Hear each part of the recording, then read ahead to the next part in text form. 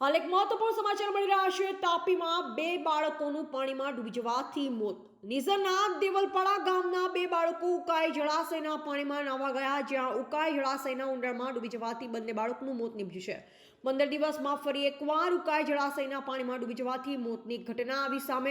મરણ જનાર જીગરભાઈ વિલાસભાઈ પાડવી તો બીજો રુદ્રભાઈ સંજયભાઈ વડવી, જે દેવલપાડા ગામની શાળામાં ધોરણ 7માં અને ધોરણ 6માં અભ્યાસ કરતા હતા। જે બંને બાળકો આજે શાળાની રજા હોવાથી ઉકાઈ જળાશયના પાણીમાં નાહવા ગયા, જ્યાં બંને બાળકોના પાણીમાં ડૂબી જવાથી મોત નીપજ્યા। સમગ્ર પંથકમાં શોકનો માહોલ છવાયો છે। મરણ જનાર બંને બાળકોના પરિવાર ઉપર દુઃખનો પહાડ તૂટી પડ્યો છે।